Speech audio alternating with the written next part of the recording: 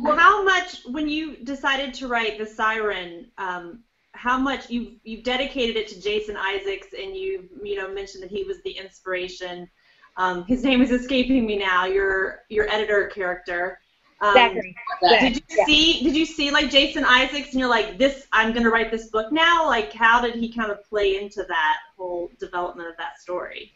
Well, I had a friend when I was in seminary. She went to the college that was right across the street, and she was a huge Jason Isaacs fan first, and she would read Jason Isaacs erotic fan fiction all the time. Like, he was in The Patriot, and so she sent me this fan fiction story somebody had written, and it was really hot, but it was kind of goofy too, because his character in The Patriot, I don't know if you've ever seen it, but he plays the evil Colonel Tavington who burns churches down. I mean, he's really, really evil, and that's like part of what makes him sexy.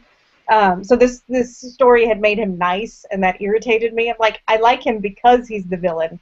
I was like, I could do a better story, and my friend is like, do it. I want you to do it. So I wrote 9,000 words over the spring break when I was in seminary of like an erotic Jason Isaacs Patriot fan fiction story.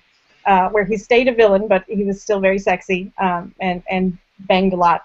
And so that started my career. My writing career was me trying to out-sexy another fan fiction writer. I'd never written any before, so it's just really for fun. And that's what did it, like just the fun of writing that story and another one I wrote, and how people glommed onto them, and they're like, oh my God, please write more, please write more. And I was like, well, I'm going to write an original book with him as a character, because he was so interesting to me as a person. And he gave an interview where he said he plays all these villains like Colonel Tavington and Lucius Malfoy in the Harry Potter movies, and he was Captain Hook in a Peter Pan movie.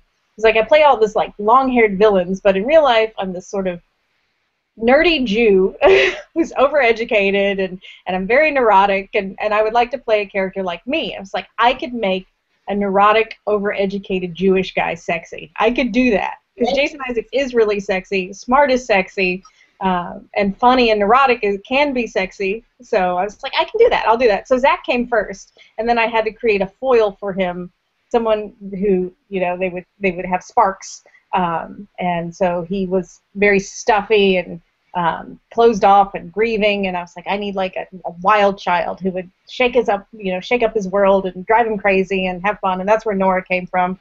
And I was like, he's going to be very white collar. If he has this white collar job and she's a dominatrix, because I really wanted to tie him up and blindfold him. I just thought he'd look really sexy like that. Like, well, if she's a dominatrix, she also has to do something else where they can work together. And the only thing I could think of was writer. Like, she's a novelist and he's an editor. As I had a friend at the time who had worked for a small press and had a situation where an editor quit, and then the book they'd already paid for and acquired had to be edited by somebody else that didn't like the writer, and so you had an editor and writer didn't like each other working together, and it was a really bad situation. I was like, I can make that sexy. I can work with that. So so yeah, that was it. Zach came first, which surprises a lot of people because he's not a big character in the other books, but you've met Nora. She takes over everything.